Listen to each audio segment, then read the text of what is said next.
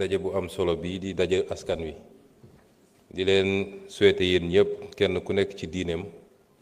koorug jàmm koor gu ànd ak barke ak jaamu yàlla ñu nangu. Monsieur le Président, séance bi am na solo gis naa ni assemblée bi c'est presque au complet c'est une bonne chose pour la démocratie. Suñu vis-à-vis yi nag ba ñuy ñëw ci xare bi dañu yóbbal nee nañ cooki bi warul am cloche warul am kuntaaba nañ ko rafetal kon ñun ñëpp nañ ko rafetal donte weeru rafetal la ñu nekk. loolu mooy démocratie ndax wax ju ñaaw amu fi place xam-xam moo fi am place loolu la ñu mus a woote ñun. laaj nañu ci li jëm ci Maroc may dalal xel yi ni Maroc lañ ca war a def yépp def nañ ko. Son Excellence le Président de la République li mu waroon def ak naataangoom def na ko man mii li ma waroon def ak sama naataango Premier ministre bu Maroc def naa ko ministre des Affaires étrangères def na li mu waroon def ba ci ministre de la Justice. ñu nemmeeku nag ni mbir mi dafa mel ni dafa weesu mbirum sport ndax mbir dañ koy wax ñu koy ñaawlu di ko naqarlu ndax diggante ñaari réew yi bu dee liñ ci wax moo ci am waroon na demee neneen ndax sport ak passion ñoo ànd. ñoom réewu Maroc defe naa lu yàggul rek ci Jeux olympiques yi passé seeni supporters envoyé nañu ab stade fële ci France ba ñu arrêté match bi lu mat 2 heures de temps ba biñ koy reprendre en huis clos la woon te dégguma ñu ne tëj nañ leen fa ay kaso ay 1 an ak ay 6 mois. mbir mi ni mu doxee rafetut ci diggante ñaari réew yu am relation yoo xam ne ñëpp xam nañ ko. L'histoire retiendra parce que wóllëre koy fay foofu laa ci mën a yem la ca des nag nañ koy gérer bu dee mbir mi nañ ko doxalee ba léegi dëppoowul ak li nga xam ne mooy procès équitable est-ce que jar na sax ñuy def ay appel wala lu ni mel. Madame la ministre de la Justice liggéey na ci waxtaan ceeg man waaye waxtaan ci surtout ak son excellence le président de la République mu jox ko ay ndigal bu dee ñoom ci li nga xam ne mooy seen sañ-sañ rawatina kilif réew ma toog nañu def seen grâce wasalaam alhamdulilah bu nu ko deful it am na accord yu ñu lié ak ñoom ba nga xam ne ku ñu jàpp ci réew ba ca des réew ba ñeen bi am na sañ-sañu demander à ce que ñooñu ñëw purger peine ba ci seen réew. kon loolu dinañ ci dox nañ ci def liñ ci war a def loolu la président santé mu des nag yu mel nii bu amee ñëpp dañ ko war a gérer ak tey ak dal parce que gis naa sax ay manifestation am naam naqar am na ci ay njaboot waaye ñu fàttali ni réew mu nekk dafa am souveraineté ci réewam. nun du ñu jël ay bazooka dem Maroc xeex ak ñoom ne leen ni ngeen àttee du yoon wala libéré leen suñuy nit fi may wax ak yéen tembe am na ay doomu Maroc yoo xam ne ñi ngi fii ci suñuy prison gën saa gàtt lim nañ ci juróom-benn yoo xam ne ñi ngi fii ci ay prison au Sénégal te waa Maroc mënuñu ñu forcer ñu baleen réew mu nekk dafa am souveraineté ñu nangul ko kon yooyu bu amee nañu xam ni ñi war a def nañu lu ñu war a def yépp te nañ ko continuer def bu soobee yàlla ñuy masaw nag famille yépp te ci liñ ci xam ñu ci bari ci ñoom ay borom kër lañu ci fan yi wala ci semaine bi dinaa yónnee ci turu gouvernement bi ay ndimbal ñu jàppale seeni njaboot ci weeru koor gi. laaj nañu ci li jëm ci UCAD defe naa ministre wax na ci lim ci war a wax yépp waaye ma dellu si ci incident yi Sénégal léeg-léeg dañuy doxee émotion te réseaux sociaux yi xaw ko yóbbaale ma wax ni li xew UCAD li ma ciy njëkk a wax mooy jaale mbokk suñu doom jooju nga xam ne bakkanam rot na ci di leen ko jaale bu sori ci ñun ndax ku xam suñu digganteeg nit ak suñu digganteeg rawatina suñu digganteeg jeunesse bi xam ni lu ñu méttee métti la bakkan dafa foor ñu leen koy jaale keroog nu ñu yónnee gouvernement bi ñu dem fa nun nii dinañ fa doxantu di ñaan yàlla yàlla yërëm ko te jéggal ko bu loolu weesoo nag réew dañ koy gérer ak beaucoup de retenue mais également avec beaucoup de sérénité ñun ay fan balaa mbir mi di am jot nañu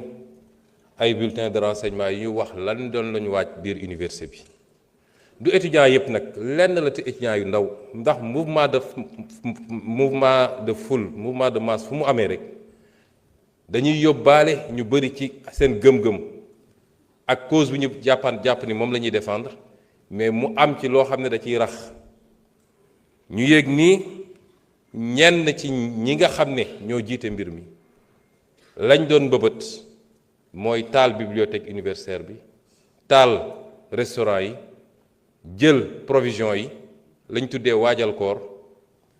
taal cruise bi ak yeneen loolu réew mu responsable ay kilifa réew ma yëg ko duñ ci banque seen yoxo di seetaan ci laa woo le ministre de l'intérieur ne ko jël leen seen matuwaay yépp jaratul ñuy fàttali ni campus universitaire campus social bokkul ci franchise universitaire yi ministre bi wax na ko c'est un quartier comme tous les quartiers de Dakar état bi war fa assurer la sécurité ci laa wax ministre bi jël leen seen matuwaay dem leen ngeen anticiper ba loolu ñuy wax bu mu am kon bu doon dañ ko war a defaat tey ma def ko ndax duma seetaan ba ñu lakk lépp ñu ne nañu tabaxaat lépp loolu mooy suñu responsabilité rawatina nag su dee dañ ko teg ci revendication yoo xam ne ma wax ko waxaat ko fii étudiants yi suñuy rakk lañu suñuy doom lañu jàmm lañu séq ak ñoom cofeel lañu séq ak ñoom ñoo tax ñu bàyyi lépp ñàkk lépp ñoom ak yeneen ndaw yu nekk ci feneen kay bay kay ambulant ka nekk ci Jakarta bi ka nekk ci sport bi ñoom ñépp ñoo tax ñuy sonn waaye njaboot boo ko amee doo ko topp ci lépp lu mu bëgg man ñàkk carte électorale wala am carte électorale benn la ci ma duma topp kenn ci loo xam ne bëggu baaxul wala mënuma ko wala lalul ci dëgg loolu duma ko mus a def nit ñaa ngi naan dialogue musuñoo tëjal suñu buntu étudiants yi ministre bi ñaata rencontre la def ak ñoom ba ci président assemblée nationale bi réew mi nag ku jóg yëngal rek ne premier ministre bëgg a dajal tout de suite wala président de la république du doxee noonu dafa am ay kilifa yu am responsabilité ci loola te mat nañu sëkk lañ leen doye mën nañu wax ak nit ñi di ñu rendre compte ñu leen di wax la ñu war a def te noonu lañ ko doxalee bi mbir mi amee malheureusement ay manquement am na ci loolu dañ koy wax ndax ni ñu santoon ñu dem ak heure bi ñu waroon dem les forces de défense et de sécurité demuñu ci heure boobu retard boobu andi na lu bëree bëri ba étudiants yi jot a sax attaqué premier restaurant bi intervention dooga am loolu c'est des manquements ci forces de défense et de sécurité am na yeneen manquement yu am bi hostilités yi commencé ci loo xam ne ñun duñ ko cautionner nanguwuñu ko duñ ko mus a nangu dafa am loo xam ne moom lañ doon jàmbat démb duñ ko nangu tey l'usage disproportionné de la force mënuñu ko nangu jàpp étudiant bu désarmé moom dong nekk ci diggu juróomi policier fukki policiers ñu lay dóor di la wéq loolu santuñu ko kenn bokkul ak maintien de l'ordre les biens matériels ay moto grèvewul sànniwul xeer jarul dóor ay briques yooyu c'est des habits yu ñu mënut a nangu mu des ni bakkan rot na ci lañ ca war a def nañ ko mooy ca saase lañu ubbi enquête fii ay nit rey nañ fi ay dizaine personnes ñoom ñoo doon couvrir affaire yi yemuñu ci force de défense et de sécurité waaye dañoo dem recruter ay milices jox leen ay armes ne leen tirer leen ci nit ñi loolu changement bu mag a mag la ci saa si la ñu def enquête premier rapport yi bi mu génnee pré-rapport le ministre bi jël les premières mesures conservatoires te yeneen mesures yi ñu war a jël yépp dinañ ko jël waaye nag loolu warul tax ñu jeter le bébé avec l'eau du bain warul tax ñu jeter l'opprobre sur la police wala la gendarmerie kenn ku ne ci ñun boo tëddee ba yandoor dafa fekk police ngi ci biti kenn ku ne ñu ngi xeex drogue ñi ngi xeex tey ngóor jigéen gi ñu tudd gendarmerie moo ko def fële ci Kër Massar keneen ak keneen bi ñu ñëwee dañu ne foog ñu réformer l'administration civile comme militaire fépp am na ay taaram présidence de la république am na ay taaram primature am na ko finance am na ko justice am na ko réforme du lu ñuy def ci benn fan wala ñaari fan gis ngeen semaine avant lii di am maa ngi woon école de police ba may wax sama discours dama ne la nouvelle doctrine du maintien de l'ordre kon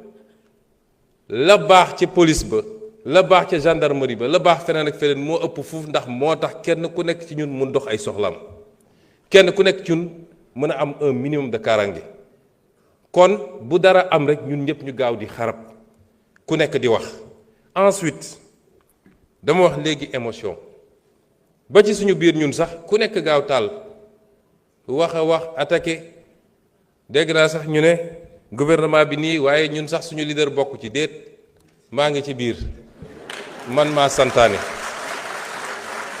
man maa jox les instructions donte niñ ko doxalee méngawul ak 100% ni ma ko bëggee woon réew day am des hauts et des bas la gouvernance n'est pas un long fleuve tranquille bu mbir amee na nit ñi ànd ak tey ak dal nun duñu mus a utiliser le pouvoir de manière injustifiée contre les Sénégalais man loolu bu doon am ma bàyyi tey ndax lu ko jar premier ministre man lekkuma ci salaire aw ma ci waaw góor lan moo jar ma war a utiliser les pouvoirs yi ñu ma jox pour di ko utiliser contre Sénégalais yi bakkan rot na ci lu métti la te enquête bi loolu tam beneen nouveauté la ci saa si la ñu démarrer enquête bi ña fa nekkoon ci police ñu ngi leen di dégg étudiants yi ñu ngi leen di dégg enquête bi dina dem ba wax la xew mu des nag lenn ñi ko bëgg a utiliser ci wàllu politique gis nga sama mbokk étudiants yi lay wax ñi koy wax nekk ci opposition bi gëmuñu sax seen cause bi mu amee ñenn ñi naan maa ngi yóbbu diwlin nag kii ndax étudiants yi lekkatuñu dem leen continuer yóbbu diwlin dem leen continuer yóbbu ceeb lenn rek moo leen ci intéressé mooy est-ce que ce lien idyllique bi am diggante Ousmane Sonko ak jeunesse bi dañ na wala dañul loolu rek leen ci intéressé amul leneen lañ ci intéressé kon nous allons continuer à être ouverts et à discuter mais damay am lii wala ma taal université bi duñ ko nangul kenn luy jaadu dinañ ko def lu jaadu ñu ne lii mënul nekk ensuite dinañu renforcer la sécurisation de l'université jox naa ndigal ministre de l'intérieur mu defal ma étude jox ma rapport sur la possibilité d'avoir un commissariat dans le campus social parce que c'est un quartier comme tous les quartiers dinañu envisager aussi des mesures pour xool nu ñuy délocaliser soit l'université ou une partie de l'université parce que 25 000 étudiants nga bëgg leen parquer fii loolu dina jafe le ministre de l'économie ak le ministre de l'enseignement supérieur ñu ngi ciy liggéey ci des modèles yoo xam ne amaana du coûter dara état bi te dinañu xool su dul université bi yëpp yenn amphi yi ñu délocaliser leen dans de meilleures conditions de travail mais les réformes qu'il faut faire pour que l'université ne meure pas pour que l'université continue à être une université performante pour que les étudiants puissent étudier dans les meilleures conditions dinañ ko def la ca des nag état bi dina jël matuwaayam xale boo xam ne jàng rek moo la tax a jóg te bëgg ngaa jàng def sa ñeenti at jóge ci université bi boo ñëwee di nga jàng weer wu dee di nga jot sa bourse nañ la subventionné nga lekk fukki dërëm nga ndékki 150 nga añ ba suur loolu état bi dina ko continuer garantir aux étudiants dans les meilleures conditions mu des nag la ñu wax ci mbirum góor jigéen defe naa ñaar ñi ci wax kenn ki moom il est téméraire waaye du ma ko tontu je parle aux Sénégalais démb saisir naa moi-même le président de l'Assemblée nationale pour transmettre ko le projet de loi. C'est le premier projet de loi que je porte moi-même et je l'assume.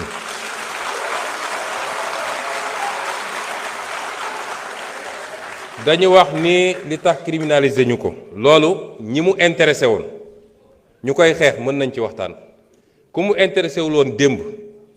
tey amoo droit wax ci tu es disqualifié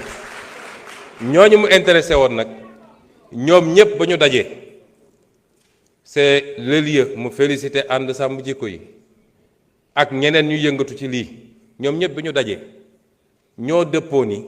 mën nañu am lu ñu bëgg en restant le truc au niveau de délit mën nañu am lu ñu bëgg wala lu ko gën sax moo tax projet bi ànd sàmm jikko yi déposé dañ ko bàyyi ci délit projet bi ma def te sukkandiku ci loolu ak leen luñ ci yokk dañ ko bàyyi ci délit lañ ca bëgg nag dinañ ko am ba mat sëkk ñi ciy wax ci opposition ma wax leen lu leen ci tax a jóg bu ñu jógee dañuy dem seeti seen leurs maîtres occidentaux ne leen waxoon nañ leen ñi ñu bon lañu gis ngeen kii nañu ñi ngi réprimer les homosexuels ñun li ñu bañoon def ñoom ñu ngi koy def dañ koy politiquer foofu ci occidentaux yi ak ci lobby yi loolu la ñuy def gëmuñu sax li jëm ci loolu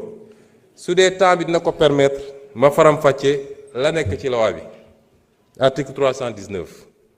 toute personne qui aura commis un acte contre nature sera punie d'un emprisonnement de 5 à 10 ans donc et d'une amende de 2 millions à 10 millions de francs loolu la ñu wax sans préjudice des autres peines. Si l'acte est commis avec un mineur, le maximum de la peine sera prononcé. Le juge ne pourra prononcer le sursis, ni réduire l'emprisonnement au-dessous du minimum de la peine prévue à l'alinéa 1 du présent article.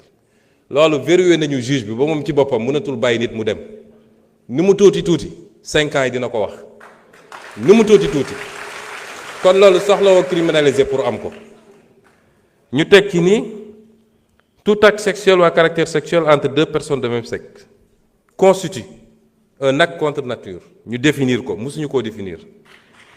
tout acte sexuel ou à caractère sexuel entre deux personnes de même sexe ou tout acte sexuel à caractère sexuel commis par une personne de l'un ou l'autre sexe sur un cadavre humain ou un animal. Toute personne qui aura fait par l'un des moyens énoncés à l'article 248 l'apologie d'un acte visé à l'alinéa 3 du présent article sera puni d'un emprisonnement de 3 ans à 7 ans et d'une amende de 500 000 à 5 millions. loolu newuloon ci loi bi weesu mooy apologie man bi may nekk député ànd sàmm jikko bi ñëw gis ma dama leen ne loi bi ni ngeen ma ko andilee doyaguma parce que une loi ne doit pas créer de l'insécurité juridique te loolu dinaa ci dellu si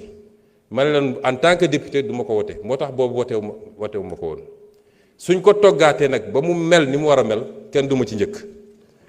ñu tegaat ni kon apologie bi ñay def la ñuy def dugg ci internet bi wala góor yu daje sol seen marinière def seeni truc am na ku ma ne ndax taaje boon bokk na ci loolu la ñu wax ne loolu bokkatuñu ensuite ñu ne constitue l'apologie d'un acte contre nature toute représentation publique par la parole, l'écrit, l'image, le geste, le son ou par tout autre procédé quelconque tendant à promouvoir l'homosexualité, la bisexualité, la transsexualité, la zoophilie, la nécrophilie ou toute autre pratique assimilée. foofu dañu am na ñu jàpp ne dañoo def dugal ci ay détails homosexualité dafa ëmb lépp bu dee bu jigéen bi la ñuy wax lesbianisme bu dee bu góor ñu ne gay wala xam lan donc su ñu nee homosexualité yóbbu na loolu yépp ñu ne toute personne qui aura financé ou appuyé le financement mosu cee bokk parce que xam nañ ni li gën a aggraver affaire bi mooy xaalis bu bëri bi ci gars yi di distribuer ci la ñuy appatee xale yu bëri ba ñooñu mujj nekk nag ay habitués li ñu wax ci feebar bi beneen affaire la et yeneen loi ñoo ko criminaliser yeneen loi ñoo ko pénaliser kuy transmettre feebar volontairement am na yeneen loi yu ko pénaliser loolu du rek diggante ñi ñuy tuddee borom ñaari tur yi waaye diggante hétérosexuel sax nit mun na dem di transmettre volontairement moo xam góor la moo tax jigéen la moo tax il faut ñu détacher ko ñu ne donc toute personne qui aura financé ou appuyé par quelque moyen que ce soit une personne, un groupe ou une activité en vue de promouvoir ou de magnifier l'homosexualité, la bisexualité, la transsexualité, la zoophilie, la nécrophilie ou toute autre pratique assimilée sera punie des peines prévues à l'alinéa 5 du présent article. Toutefois, n'entrent pas dans le champ d'application du présent article les actes accomplis par les structures et organisations de santé dûment agréées dans le cadre des politiques de santé. loolu tam dafa am ñoo xam ne seen liggéey ci loolu la màcc ñooñu mënuñ leen boole ci loi bi may profité nag di wax ak nit ñi li xew ci réew mi rafetul nekk di génne ay bulletins de santé jàmbur le statut sérologique des gens ñooñu léeg-léeg dañoo am njaboot seeni doom ñemeetuñu dem école ce qui se passe dans ce pays-là est inadmissible. Instruction, secret de l'instruction amatul, diggante enquête bi, parquet, juge d'instruction, tous les PV sont dans la rue. Kan moo jox nit sañ-sañ mu ne diw am na cancer wala am na sida wala am na lii. Et ça, ana procureur dañu war a interpeller tout de suite ñu koy def. C'est des familles qu'on est en train de détruire par l'irresponsabilité de quelqu'un boo xam ne peut-être moom la mais doomam il n'a pas demandé ça. Léegi bu demee école ñu ne kii papam moo dafa am sida est-ce que moom amul sida au nom de quoi on le fait ak ñi nga xam ne dañoo jàpp ni ñoom la yàlla wàcce pour ñoom ñu wax ci lii ñoom dong am na ci ñu jàmbaar macha allah am na ci ñu ëppal moo tax am na ci kenn koo xam ne bi ma déggee ñu ne jox nañ ko sécurité dama ne ministre intérieur dama jëli sécurité bi parce que kenn sant ko muy génne ay liste di jox ay turu jàmbur nañu waxante dëgg lii c'est une prérogative régalienne état ak ses structures ñoo koy gérer waaye xam naa liste beeg te suñu la nee andil preuve doo ko andil loolu tegul fenn nañu bàyyi loolu. ñu teg ci ni les personnes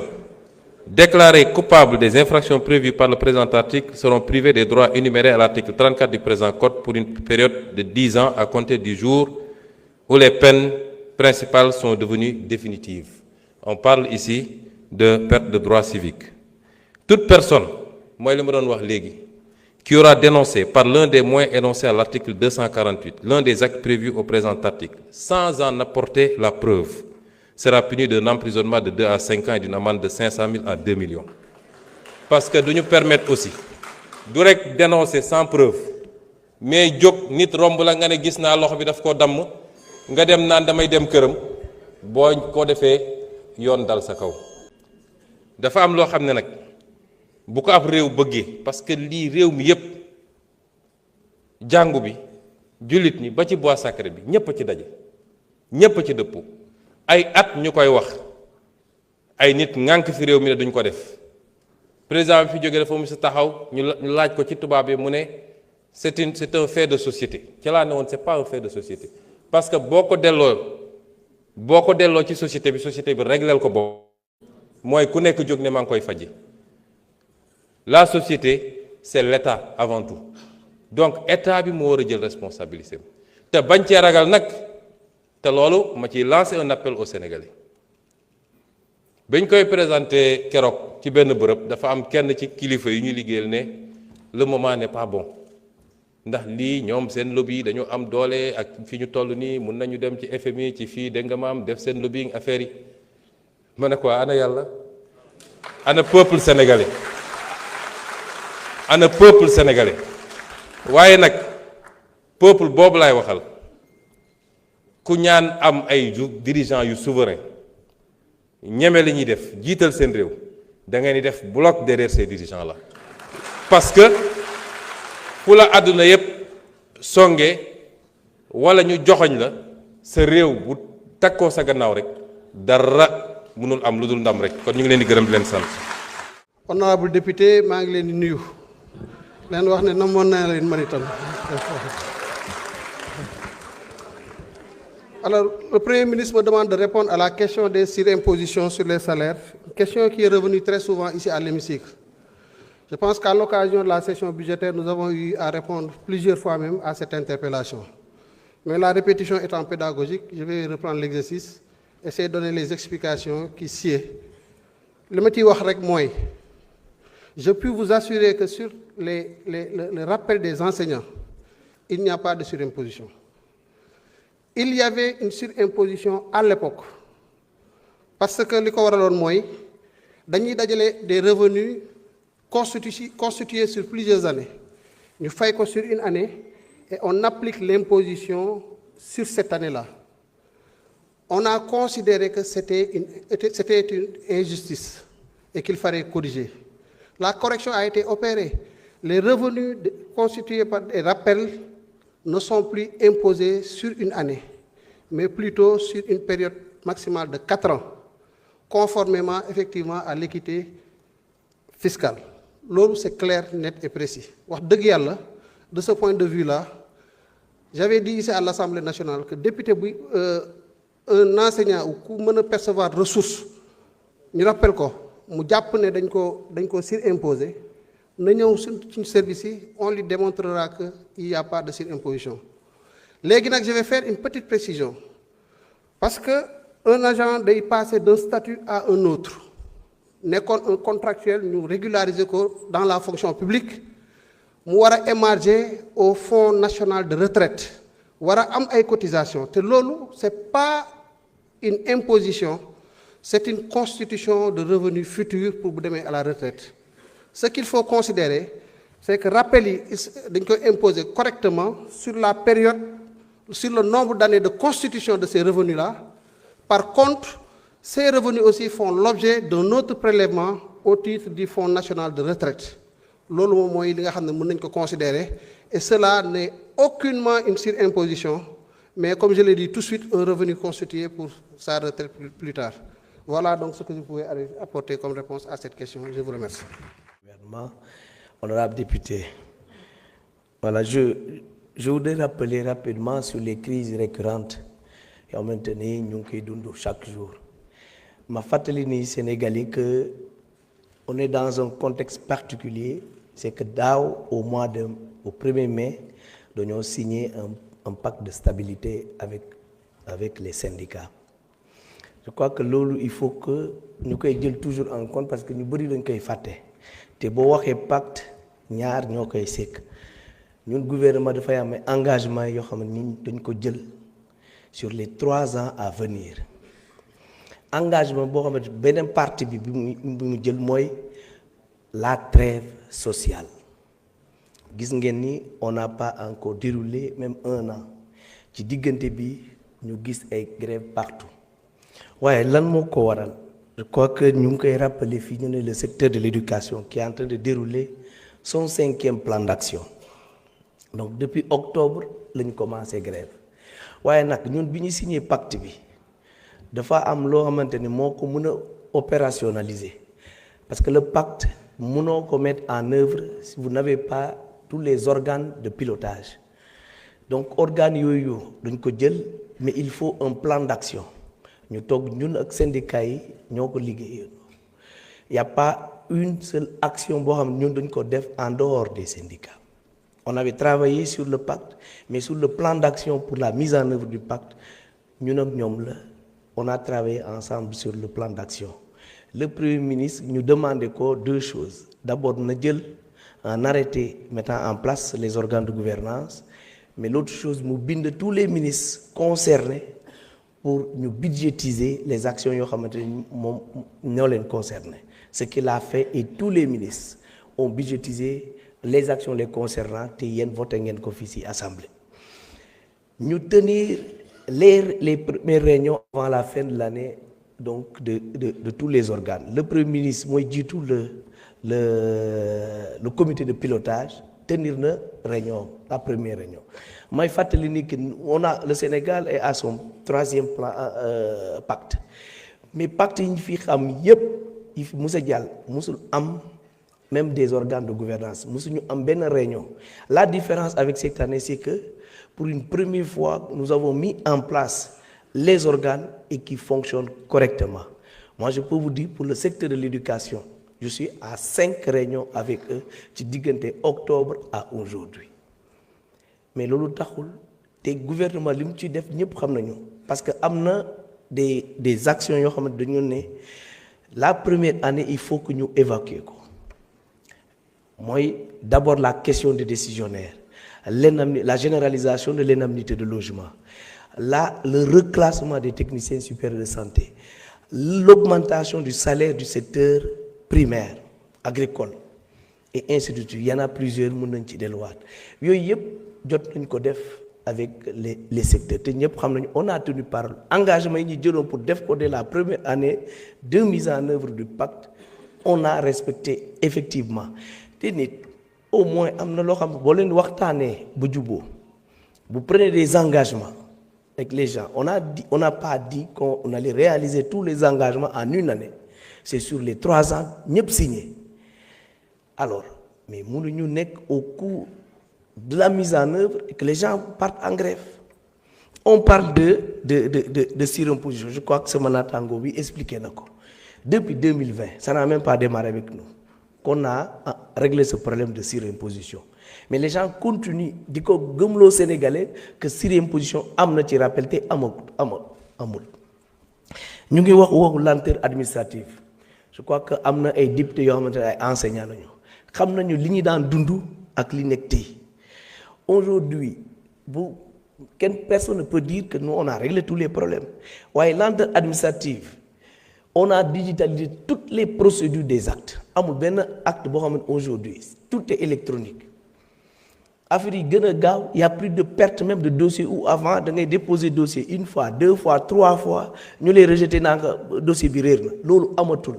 je crois qu'il y a des députés ici qui sont des enseignants ils peuvent le témoigner on est allé plus loin en mettant en place une application pour permettre aux enseignants de suivre e-carrière aujourd'hui tu n'as pas besoin de te déplacer d'une fonction publique pour xam sa carrière da ngay toog fi ngay toog doo jógee Fongolembi bi ou je ne sais où pour venir suivre ton dossier donc kay suivre bu ñu ko signer tu as la possibilité de le télécharger te doo déplacer wu voilà ce que l'on a fait on est encore allé plus loin en interconnectant l'application entre de la fonction publique Girafe et Mirador de l'éducation pour que enseignant bi déposer dossier du toog di naan damay jaar IF IA ñëw ministère doog a egg ci fonction publique c'est au niveau de l'IF qu'on va le scanner et l'envoyer directement à la fonction publique yooyu yëpp def nañ ko les gens continuent de parler de lenteur administrative xëy na defuñu lépp waaye ñëpp xam nañu ci diggante bi diir bu gàtt bi jot nañu def loo xamante ni ils n'ont jamais eu ça. Ils parlent également de l'inéquité salariale waaye inéquité salariale ñëpp xam nañu des fonctionnaires ceux qui sont des fonctionnaires savent boo leen bokkee le point indiciaire mais vous avez le même salaire. kenn mënu nekk dama nekk hiérarchie A ki nekk hiérarchie A quel que soit le corps nga ne vous avez une différence bi dafay amee ci régime indemnitaire ñëpp bokkuñu ay régime indemnitaire waaye enseignant ñëpp xam nañu s'il y a des corps te bëri nañ nag ay corps yoo xam ne on les a même pas encore habillés amuñu sax ay indemnité mais le corps des enseignants est suffisamment habillé mais yooyu yëpp dañ koy wax. Bon, nous continuer. Merci beaucoup. C'est un véritable travail de législation et de logistique. ndax li ñu def dinañ ci am li ñu bëgg yépp li ñu mënoon am ci criminalisation te les inconvénients de la criminalisation duñ ko am muy les longues procédures les longues détentions la complexité des éléments de preuve yu demee noonu et relèvement de peine bi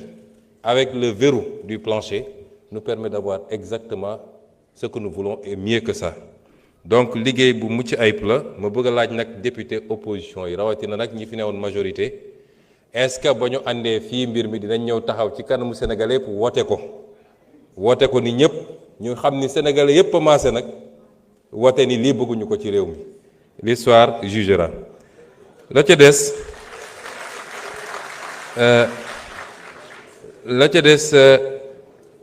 honorable Anta xam nga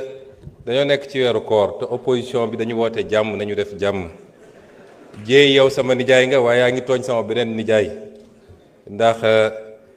waaye jur honorable Anta sama nijaay la kon nañu kii rek weeru koor gi ñu tàppe rek même après weeru koor gi sax jàmm rek moo baax ci Sénégal xam naa ni dinaa jottali honorable Anta sa demande d'audience au président Diomaye nam nga ko peut-être dina la recevoir ngeen waxtaan ndax mi ngi ci dëkk bi bis bu ne nit ñi gis ko xam naa ni nag amaana kiiwul ñaareel bit bu ngeen nee dem naa Maroc ñëw andiwuma gaaya man xam naa ni kàttan ak pouvoir bi ngeen mu jox moom doy na waar léegi daal fu ma dem te am Sénégal ñu fa jàpp rek bu may ñibbi si il faut ñu ñëw xam naa ni loolu moom yàlla na yàlla xeeb dolli rek ci wàllu revenu pétrolier yi di ngeen wax dinaa ci dellu si bu ci kaname loolu ci liggéey bu rëy bi ñuy def la ndax ñi fi nekkoon dañoo wanteer pétrole ba dañ ko wanteer pétrole ba lañ cey am ma wax la ko suñu budget ñu ngi ci daanaka plus de 6 000 milliards de prévision de recettes 2026 bi pétrole bi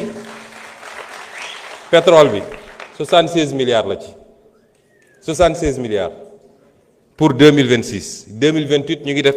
2027 ñu ngi def projection 128,6 milliards et 2028 104 milliards parce que dañoo wanteer mbir mi yàgg naa ko wax fii ñu naan ma day wax rek léegi mbir maa ngi nii boo xoolee lay génn ci pétrole ba ak ci gaz ba ak Sénégal lim ci am toq la moo tax ñun bi ñu ñëwee ba léegi ñu ngi liggéey ci li ñu yàgg a wax muy nu ñuy def ba renégocier muy mbir mu jafe nag ci ko xam contrat yi nuñ ko tëralee ak les règles d'arbitrage nga xam ne ci niveau international la ak yeneen waaye dinaa ci dellu si bu ci kaname ku yaakaar ni pétrole Sénégal ak gazu Sénégal ni ko régime bi fi jóge signé fii ak 20 ans mën nañ ci am lu faj suñu aajo da ngay nax sa bopp amut te bindoon naa ci 2016 pétrole et gaz chronique d'une spoliation maa ngi lay dénk nga liiraat livre boobu ñaan bañ cey wax boobu amaana xalaatagoo woon politique mais mbir mi liggéey gu rëy la laaj te dinañ ci dellu si ci suñu jëlaatee parole wax nga nag yow sa bopp dressé nga tableau bi xam nga politique honnêteté intellectuelle da cee baax yow mënoo dressé tableau ni lii lañ fi fekk tey boo doon noon ab entreprise ñu ne la passif bi 10 000 la actif bi di 1000 xam nga li nga mën ak li nga mënut boobu dinaa ci dellu siwaat bu ci kanamee waxu syndicat yi ñoom seen it dinaa ci ñëwaat bu ci kanamee lépp lu jëm ci cybercriminalité bu ñu attaqué Sénégal ñëpp wax amul réew ci àdduna États-Unis moo ëpp doole ci àdduna te dañ koy attaqué c'est une préoccupation mondiale te lañ cay def it ci stratégie du fii lañ koy waxee parce que loolu ça expose l'État mais lañ ca war a def yëpp ñu ngi ci te yàlla ñu ciy may sutura. Vous avez 2 minutes. loolu it réew mi il faut mu dox ci ubbeeku rek parce que loo gis dafa am ñu ko séq gis naa ay syndicats yu ci wax ci ay boîtes yoo xam ne yu am solo la ci réew mi ñuy féliciter monsieur le ministre Alioune Sall ci liggéey bi ndax yéene gi mu am ci Sénégal rek te xam connectivité li mu mën a jur ci koom ak ci information ba ci éducation ba ci santé tey am nañu programme santé yoo xam ne par exemple le dossier patient unique qui est l'un de nos plus grands projets nga xam bu ñu ko terminer tout le dossier du patient sera unique et informatisé mais bu dee dem nga Ziguinchor parce que sama dëkk rek laa ñëwee cité fii fekkoo fa connexion dossier patient unique mënul dox donc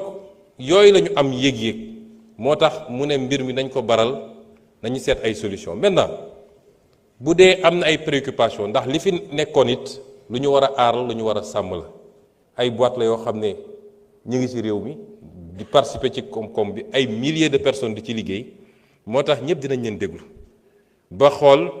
mbir mi nuñ ci amee solution boo xam ne kenn ku ne diñ ci gis sa wàll bu soobee yàlla ci li nga xam ne nag lu lalu ci dëgg la moo tax dinañu am ouverture moo xam syndicat la moo xam am na ay documents yu ma jot yoo xam ne opérateur téléphone yi ñoo ko bind am na ay observation yu ñu ci def yoo xam ne jàng naa ko dinaa leen déglu ñu waxtaan ci parce que noonu la ñuy tabaxee des consensus forts muy intérêt ñëpp ñun amuñu intérêt société yooyu daanu parce que Starlink mënul créer emploi yi ñoo ñu créer directement mais indirectement mun na créer des milliers d'emplois au Sénégal aussi parce que day yombal collectivité bi te ñëpp xam nañu collectivité vecteur d'emploi la donc loolu it nañ ci déglu ñëpp et enfin la sécurité routière. Merci le beaucoup. mot d'ordre que j'ai donné au ministre mooy de la fermeté. La vie humaine est sacrée. La vie humaine man barki démb rek dañ gis benn accident ci saa si laa ko ne ko ça ne peut pas continuer bés ne la tel type. Merci. nangami nit dee na ci loolu mënuñu koo nangu. Merci c'est la responsabilité de l'État. Il y a de quoi, pourtant il fait pas chaud dans la salle, monsieur le ministre, mais il y a de quoi. La dette du Sénégal pour cette année ñu ngi war a servir la dette à hauteur de 5 milliards 261 millions 561 679 980. 5 milliards. 5 000 milliards. 5 000 milliards. 261 millions et suivant. Suñuy recette, total recette, c'est 6 188 milliards.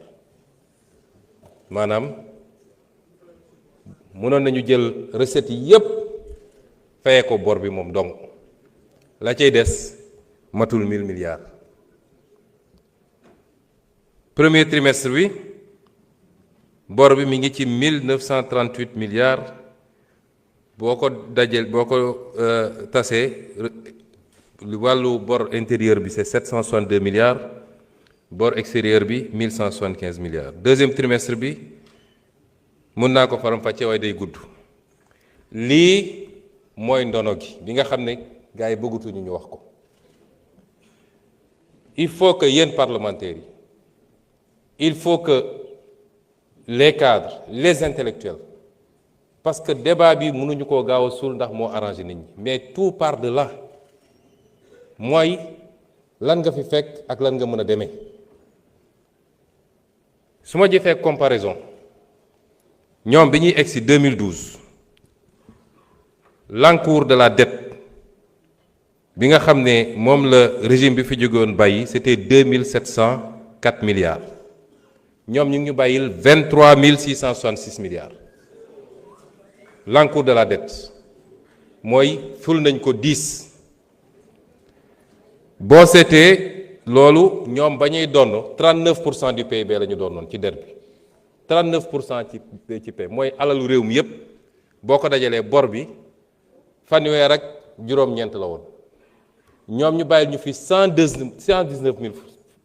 119% du PIB loolu ngeen fi bàyyi de c'est-à-dire dañoo posé réew mi ba ko piégé ko ba kenn xamatul ñu ba ko lii c'est des statistiques du lu ma inventé mi ngi fii ci ministère des finances ku dem génne ko soo xoolee ñun suñu encours de la dette ma ne 23 milliards 666 ñoom ñu donnoon juste à peine 2700 milliards kon lii mooy dono gi ñu déclaré woon 74% de taux d'endettement ñu ñëw gis 119% boo seetee différence bi 7667 milliards bu ñu làq la léegi au moins kenn werantetul loolu bi ñu ci njëkkee wax def conférence de presse lu ne dégg naa ko fi lu ne mais tey kenn mënul taxaw ne bor bu ñu làqoon amul 7667 milliards fan la ñu dugal 7667 milliards yi lu bokkul ak bor bi yépp nag dama génne loolu rek gis nga man 7660 milliards su ma ko amoon fi mu toll nii buñ ko amoon ñun dinaa def des projets yoo xam ne ça change définitivement xar kanamu koom-koomu réew mi définitivement su ma amoon loolu dinaa def le grand transfert d'eau pour 700 milliards dinaa def le réseau gazier du Sénégal nga xam boo ko defoon tey gaz bi ñu jëlee ko fa mu war a jógee depuis le nord tasaare ko fépp mu fekki industrie fekki centrales yi fekki lépp loolu li muy changé ci réew mi kenn xamul nu mu toll immédiatement le pays devient compétitif les entreprises se délocalisent nga liggéey dinaa def les agropoles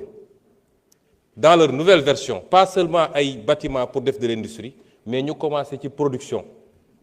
dinaa def les agropoles dinaa terminer l'agropole sud pour 186 milliards dinaa def l'agropole centre pour 304 milliards dinaa def sax les autres agropoles dinaa def le pré-Ferlo fonte tout le Ferlo changé ndox mi baawaan fu ne pour 330 milliards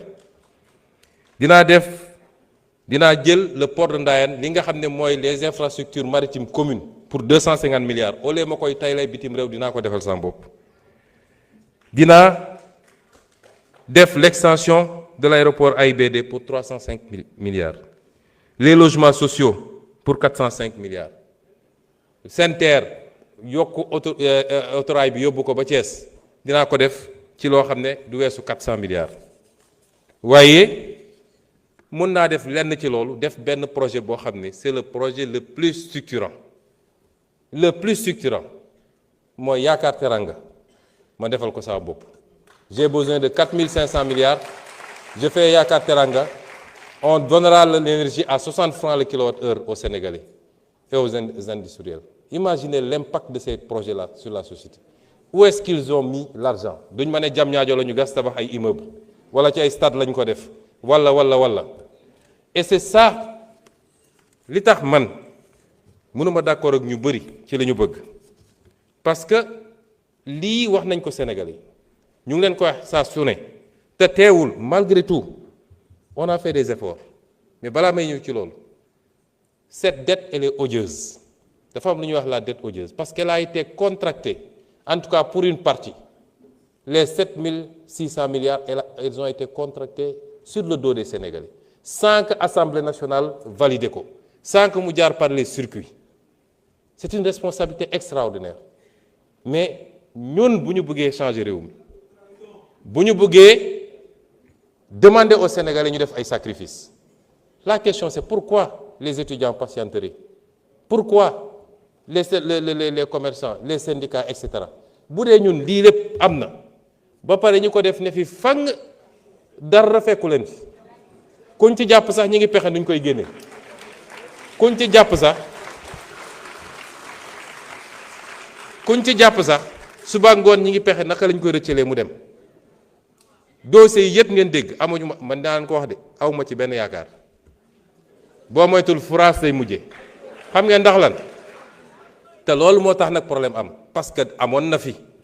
première alternance am fi deuxième alternance ñu ne CREI traque des biens fan la mujje fenn te pourtant et c'est le lieu de féliciter les corps de contrôle de ce pays l'IGE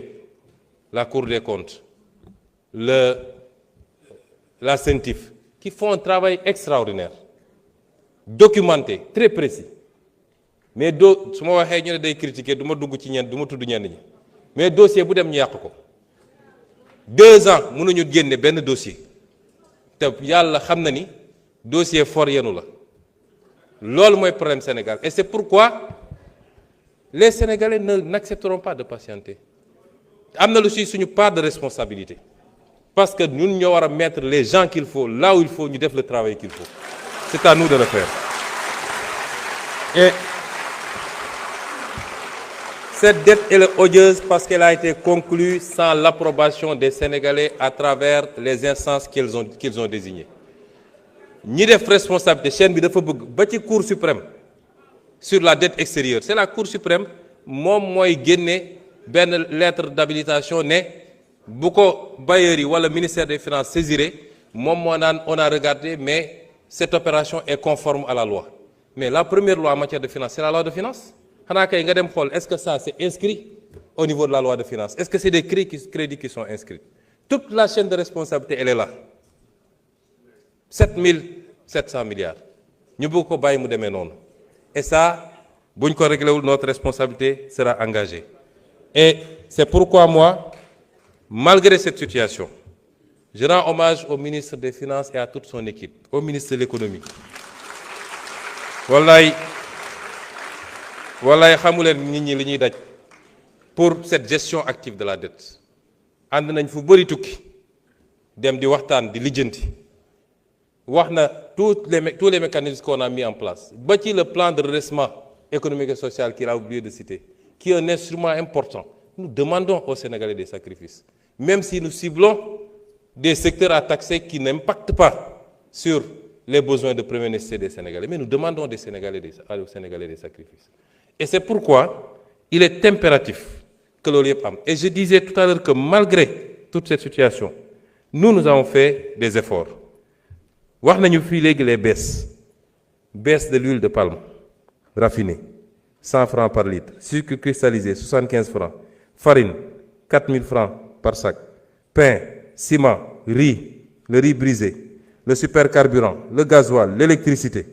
Tout ça malgré cette situation parce que yërmande gi ñu am ci askan wi moo tax ñu def ko. Mais loolu dafa ànd ak ñaar, benn bi mooy il faut que les comptes soient rendus. waxoon naa ko le 8 mai ci daje bi ñu amoon ne si on ne fait pas le travail pour que les responsables rendent compte, man mënuma taxaw ci kanam Sénégalais di leen demander des sacrifices. mënuma ko te suñ ko deful it la woon fa woon rek tôt ou tard dina amaat te dina amaat ci suñu régime bi parce que du soxor du règlement de compte waaye man mii lañ ma dénk ma gérer ko dinaa ci rendre compte devant les Sénégalais. bu ma ci jëlee lu ma moomul dañ ma war a teg yoon loolu la ñuy defaree réew. Et c'est pourquoi boobu mooy premier élément bi. Deuxième élément bi mooy sénégalais xam ni richesse bu ñuy séddale moo fi amagul. wax nañu léegi ay syndicats wax nañ ku nekk di réclamer lan ngay réclamer yow tu as un budget des recettes de 6 000 milliards tu payes des dettes de 5 000 milliards ñuy kurti ce gap di ko essayer nga ne yow léegi coûte que coûte tey malgré les efforts parce que bi ñu toogee léegi bëri na loo xam ne 12 ans syndicats yi nga koy daw mënuñu ko am dañoo toog rek signé ko malgré la situation du pays loo signé nag ñu ubbil la buntu bu bees léegi sax dégg naa ñu naan les revendications émergentes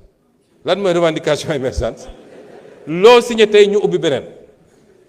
il faut que ñu am un consensus dans ce pays-là ci fi ñu bëgg a jëm. C'était ça l'objectif du pacte. Il ne faut pas qu'on pousse l'État à bout, parce que nous, si on nous pousse à bout, nous ferons face. Du ñu joxe lu ñu amul du ñu joxe lu ñu amul te nag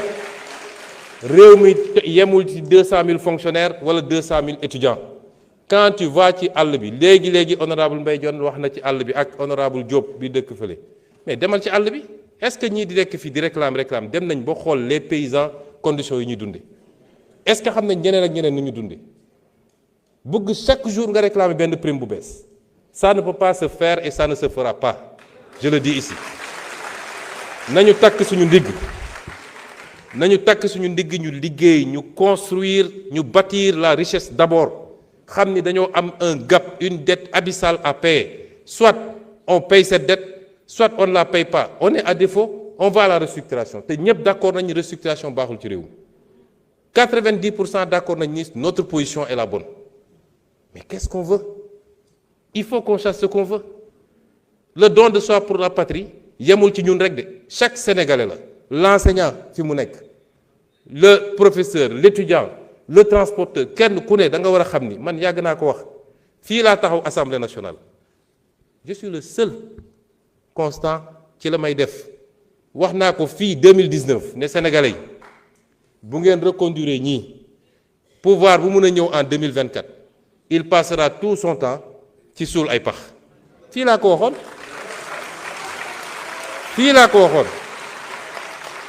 tey ñu toll ci suul pax nag foofu la ñu toll ñun ñëpp ku nekk na jël pelle ñu suul pax bi teewul nag on fera les efforts qu'on doit faire. ma daaneel ci foncier bi ci collecte arachide bi ma jox leen ay misaal yu ndaw ñoom ñii di wax arachide 2022 2021 67 000 tonnes la ko Sonac ko collecté 2022 129 000 tonnes 2023 22 000 tonnes 2024 12 000 tonnes 2025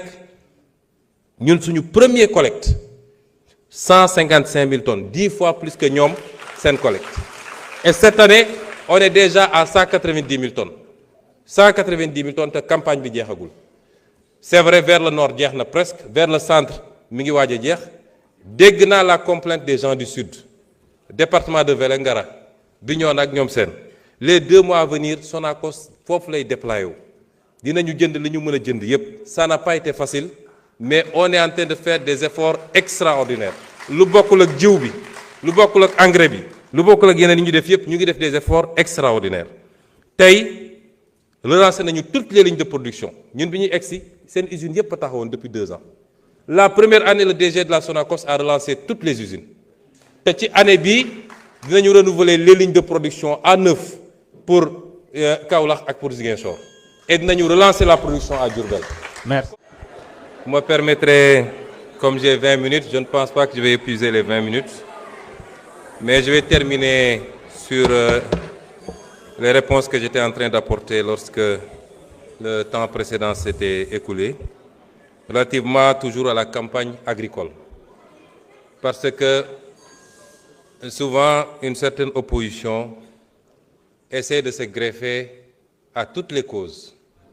pour en faire des causes politiciennes. Aujourd'hui, tantôt c'est les étudiants ou c'est le monde rural. Je me suis rendu effectivement dans le monde rural en tant que Premier ministre. Je ne pense pas que sous vos régimes, les premiers ministres l'auraient fait. J'ai pris contact directement avec le monde paysan, que je connais très bien. Je me suis solidarisé et je me suis expliqué. Nous avons hérité d'un pays qui est ce qu'il est, mais des efforts substantiels ont été faits. li ci gën a gàtt rek mooy tey boo demee ci kaw gi amul fenn fooy dem ba ñu joytu ci wàllu jiw bi wala engrais gi donc et ça nous a valu quoi une production record de 900 000 tonnes parce que su ñuy wax affaire commercialisation aussi nañ ko rapporter ak masse bi nga xam ne moom la ñu produire cette année qui est une production exceptionnelle. Les équipes du docteur Mabouba Diagne ak Alpha ont fait un travail exceptionnel te muy nag des statistiques avérées duñ daan gonfler rek naan on a fait 1 million de tonnes ak nangam en passant 2017 la ñu promettroon d'ailleurs autosuffisance en riz dans la vallée et ailleurs donc du travail concret a été fait soo amee nag lu toll noonu ci production l'écoulement mënul jàllee au même rythme que soo produire 400 000 tonnes ou 250 000 tonnes ou 500 000 tonnes muy premier élément wax naa ko fi ñu toll tembe dans le nord pratiquement gerte gi jeex na dans le centre am na encore quelques poches wax nañu fii léegi les centres les points de collecte bi ma demee ci àll bi maa njëkk a interpellé monsieur le ministre du commerce ci les points de collecte am na quelques problèmes problème bu amee dañ naan am na volet commercialisation bi am na ay problèmes yoo xam ne am naa njort ne année prochaine dootul am année bi ñu jiitu suñu première campagne production bi ci boppam moo amoon problème tey waxatuñu production ba ci les produits horticoles tey dañuy dem ba dañuy obligé tëj marché bi pomme de terre beeg soble beeg macha allah kon am na encore des problèmes on va les régler on est à notre deuxième campagne sur les 50 campagnes à venir vous verrez ce que les paysans vont avoir inchallah donc am na des problèmes qu'on est en train de régler wax naa nag dans le sud tey dans le Médina Yoro Foulah qui est devenu un très grand bastion presque les gens ne se rendent pas compte que le bassin arachidier est en train de se déplacer il est vers la fin du centre il est vers le sud mais région de Kolda Médina Yoro Foulah etc. moo tax ma ne la les 2 prochains mois la Sonacos prioritairement on est confronté à un problème de financement def nañu effort avec la BOAD on a mobilisé 50 milliards supplémentaires jox 28 milliards les opérateurs pour fay leen ñu mun leen dem jël les 23 milliards ou les 22 milliards restants jox ko Sonacos ñu ngi continuer ci rythme boobu pour appuyer 450 000 tonnes yi fan la jóge ba ma demee maa ne comme commercialisation bi yéex na les gens avaient pollué en disant qu'on a interdit l'exportation. On n'a jamais interdit l'exportation. On a mis à l'export de 40 francs sur le kilo. Mu andi woon jiixi jaaxa. Ça aussi on le fait pour protéger un peu et le producteur nga xam ne moo ne ci naaj bi di sonn waaye ñeneen ñooy bénéficier wu ci affaire bi et pour protéger également nos industriels pour ñu mën a am gerte. Les gens sont allés dire que dañu télé exportation daaw la ñu bloqué woon exportation bi. Vers la fin, on a libéré. Ren, on n'a jamais interdit l'exportation. Ces mêmes exportateurs sont venus me voir. Ils nous disent, vous ouvrez l'exportation, on achète 300 000 tonnes avec la taxe may leen à condition que ngeen dem jënd ci point de collecte yi pour qu'on soit sûr que vous avez acheté au prix bi ñu arrêté woon ñu d'accord loolu on a enlevé la taxe de 40 francs loolu la ñu ma demandé woon j'enlève la taxe de 40 francs ils ont pris l'engagement d'acheter 300 000 tonnes au jour d'aujourd'hui ils ont acheté 5 000 tonnes 5 000 tonnes la ñu jëndagum qu'à cela ne tienne j'ai dit à la Sonacos est-ce que am nga capacité stocker 450 000 tonnes mu ne ma effectivement ma ne ko été stock de tourteaux et cetera du poser problème ñu non am nañu capacité bi j'ai appelé le ministre des Finances j'ai dit trouver l'argent Sonacos jënd pour que gerte gi jóge ci loxo baykat yi Sonacos moom mun na stocker mu xaar même su dee 100 000 tonnes rek la mun a triturer na triturer loolu quand les gens viendront pour acheter notamment les opérateurs étrangers d'une nationalité que vous connaissez bu ñëwee Sonacos mun na leen jaay parce qu'il faut qu'on replace la Sonacos au cœur de la politique arachidière au Sénégal c'est pourquoi on est en train de renouveler les outils de production dundalaat Sonacos yi ci Sénégal yépp mu créer emploi ñu fexe ba am diwlin bi fii parce que l'une des meilleures huiles de cuisson longue ñëpp xam nañ c'est l'huile d'arachide régler les questions de communication et de marketing sur l'international où les gens sont allés dire que l'aflatoxine baaxul alors que ñun suñuy chercheurs neutraliser nañ l'aflatoxine c'est ça la politique que nous voulons nous avons une vision xam nañ fi ñu bëgg a jëm yàlla xam na ni bu ngeen ñu fi bàyyoon 74% de taux d'endettement heure bi décollé nañ bu yàgg vision mooy jiitu action ñun xam nañ fi ñu bëgg a jëm donc malgré tout on est en train de renouveler les lignes wax naa la ni fii Ziguinchor dinañu renouveler ligne bi toutes les machines ont été commandées et ça va passer de 200 000 tonnes jour à 500 000 tonnes jour à triturer Kaolack dinañ ko renouveler ça va passer de 400 000 tonnes de 400 tonnes du moins à 1000 tonnes Ziguinchor ça passe de 200 tonnes à 500 tonnes la ñuy jëlee foofu ci machine parce que Diourbel actuellement décortiquage rek lay def on retape Diourbel mu démarrer moom it avec une production attendue de 250 tonnes jour et on va continuer cette logique nee naa la en moins d'1 an Louga Ziguinchor Kaolack yow yëpp arrêté woon na bu yàgg 2 ans ngeen tëj ko en moins d'1 an démarré nañ tey mi ngi trituré nga jël dinañu tabax aussi on va construire un centre à Médina Yoro Foulah boo xam ne comme c'est devenu un grand bastion foofu nañ fa mën a triturer defar gerte gi également kon ñun xam nañ fi ñu jëm mais nous avons décidé d'impulser la nouvelle politique agricole j'ai réuni les équipes liggéey na ak ñoom ministre de l'agriculture ministre du commerce ministre des finances ministre de l'économie sur les questions de financement la subvention les subventions le foncier parce que si on ne fait pas de réforme foncière ça va être très difficile d'avoir une agriculture qui mënuma ko développer parce que li ma dese bëriwul la Sonacos en tant que pilier industriel mais les privés également les COPEOL ak yooyu y en a à boire et à manger ak les phosphates engrais et c'est pourquoi bokk na ci suñuy xeex yu rëy ma wax ko fii et je veux que les Sénégalais le comprennent on va reprendre en main notre phosphate et notre industrie phosphatière parce que conditions yi ñu ko joxe woon ñëpp xam nañ ni baaxul le Sénégal a été grugé et sur de 1998 à maintenant on a perdu plus de 700 et quelques milliards ci privatisation boo xam ne jaarul yoon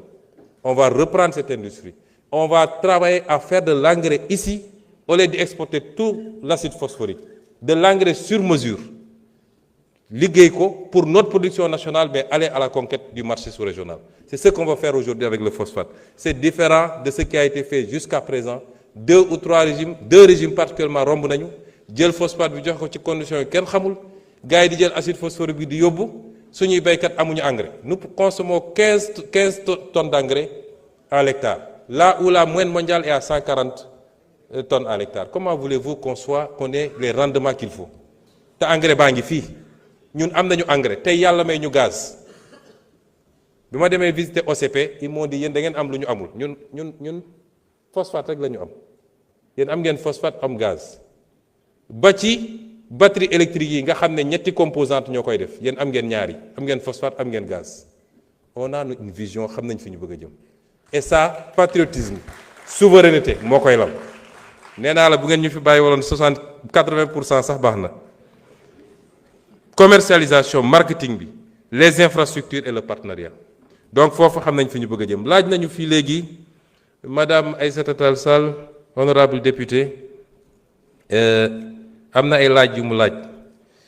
dinaa ci tontu ñaar wala ñett mais madame l'honorable député defe naa fu ngeen musoon jaar ba ci parlement européen ne ay terroristes lañu ñun war ngeen fa jaaraat ne terroristes yi de ñoom laa jàkkaarlool Sénégal assemblée dóoruñu ma taaluñu ma tëjuñu ma kaso ndax bi ngeen koy wax yéen yow xam nga ni man duma terroriste te xam naa ko yéen a defoon une politique de répression que vous-même vous aviez exécutée sans état d'âme qui a valu énormément de dégâts à des jeunes citoyens sénégalais dont certains sont sortis avec des traumas. Aujourd'hui, si vous vous érigez en chantre de défense de je ne sais quelle cause, je crois que démb soriwul monde rural bi ngay défendre wax naa la une déclinaison une vision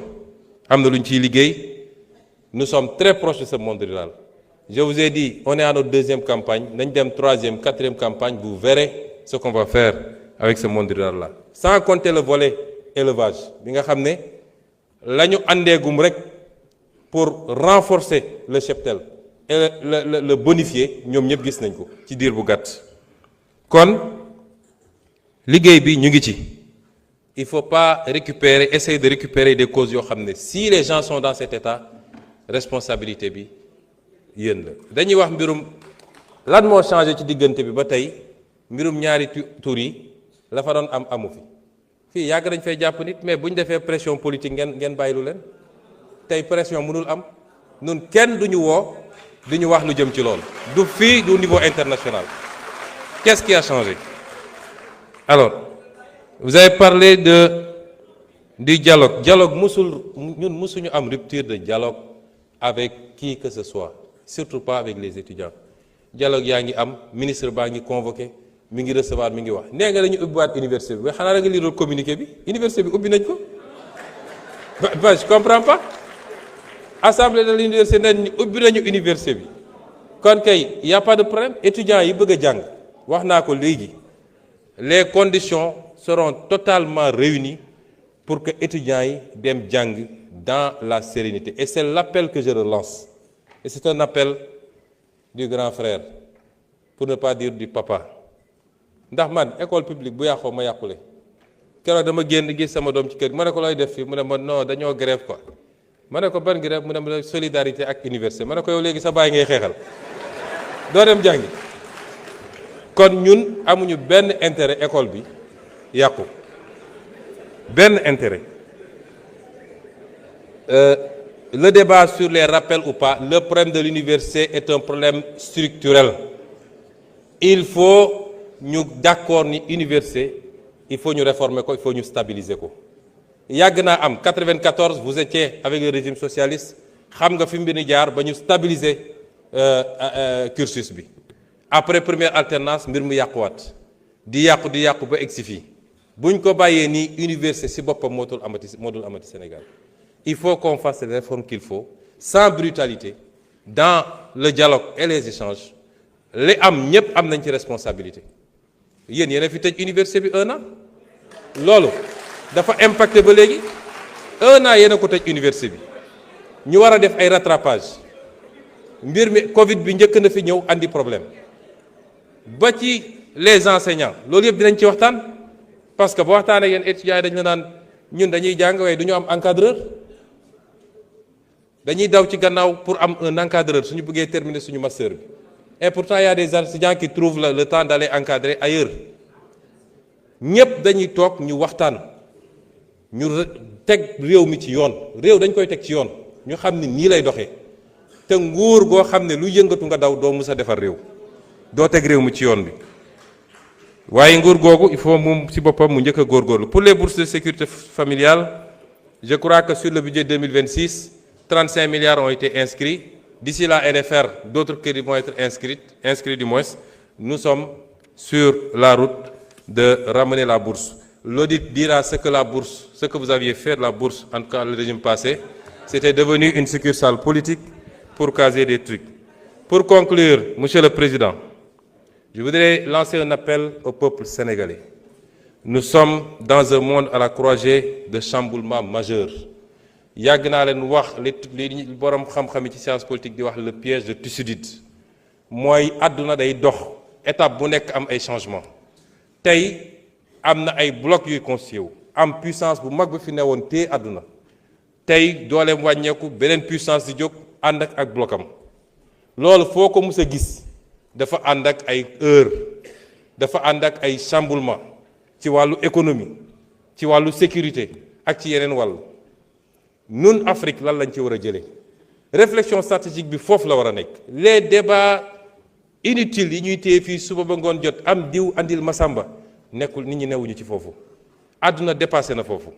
et c'est ce message que je veux lancer aux Sénégalais et aux Africains. L'Afrique n'a pas besoin qu'on l'asphyxie par la dette injuste et odieuse.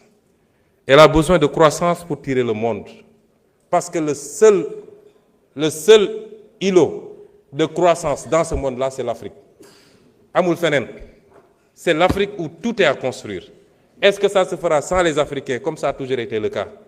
depuis la traite négrière, la colonisation, la néocolonisation? C'est à nous, Africains, de répondre. Il faut que nous élevions le niveau de débat.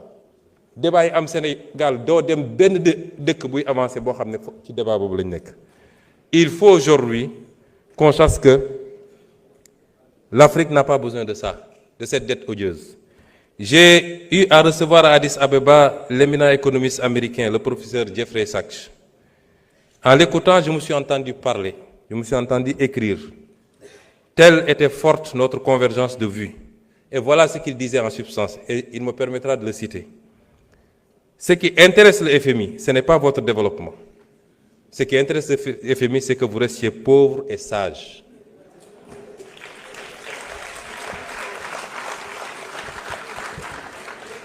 Le Sénégal et l'Afrique en général n'ont pas besoin d'annulation de la dette. Ils n'ont pas besoin de restructuration. Ils ont besoin de marge de manœuvre. Les créanciers doivent vous accorder un répit de 20 à 30 ans pendant lesquels vous ne vous préoccuperez pas du service de la dette. Vous n'avez pas besoin d'austérité, mais de croissance. Je crois que les 30 prochaines années seront pour l'Afrique une période de croissance économique extrêmement dynamique. La Chine a décollé en 1980, l'Inde en 2000, et c'est au tour de l'Afrique de prendre son envol. Il vous faut viser une croissance annuelle endogène d'au moins 10%, avec un effort particulier dans les domaines de l'infrastructure et de l'éducation. Un groupe de leaders africains partageant la même volonté politique peuvent lancer le mouvement vers la croissance, et les autres suivront. Vous ne pouvez pas attendre que 55 pays soient alignés pour enclencher le processus. Et je suis parfaitement d'accord avec lui. Et je pense que mon pays, le Sénégal, a aujourd'hui le leadership qu'il faut pour faire partie de ce groupe de pays africains. Je voulais dire aux Sénégalais que notre bataille a été d'abord une bataille pour la bonne gouvernance. Elle reste une bataille pour la bonne gouvernance. Mbuxum ak randal ak jël alalu réew mi jeex na ci réew mi su ma ko waxee nag tekkiwul ni amul man fa ma toog sa building administratif mënuma xam kenn ku ne li muy def ci bureau waaye buñ ci yéeg ñun kooku am na problème loolu jeex na ci réew mi. Notre bataille a été une bataille pour la souveraineté dafa am ay projets yu ma fi cité moo tax faw ma wax leen ko fii croissance à 2 chiffres dinañ ko def bu soobee yàlla te dinañ ko def suffisamment longtemps pour mu am les retombées qu'il faut et ñu mën a construire un développement. Nous allons reprendre notre gaz rawatina nag Yaakaar Teranga parce que ñoo ko moom te am nañu les bases pour reprendre ko on va le reprendre te buñ ko defee la may andi ci Sénégal kenn xamul nu mu toll. Je vous ai parlé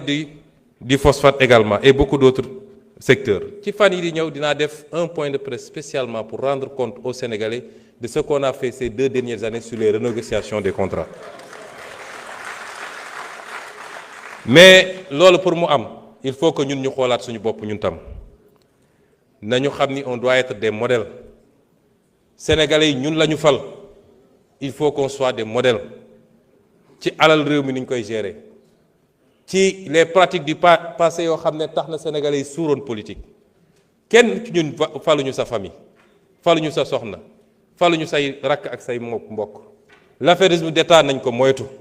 soyons exemplaires dans la gestion des affaires publiques nañu jublu ci liggéey te bàyyi. Vous pouvez conclure en 5 minutes. Il va conclure. Vous pouvez conclure. nañu jublu ci liggéey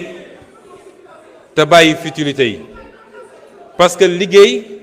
mooy permettre ñu éviter yenn yi nañu waxante dëgg yu bëri ñuy wax fii ñi ngi wax ci affaire ñaari tur yi ñi ngi wax ci xawma simol lañ ko tuddee maître Bamba si sa xam na ci dara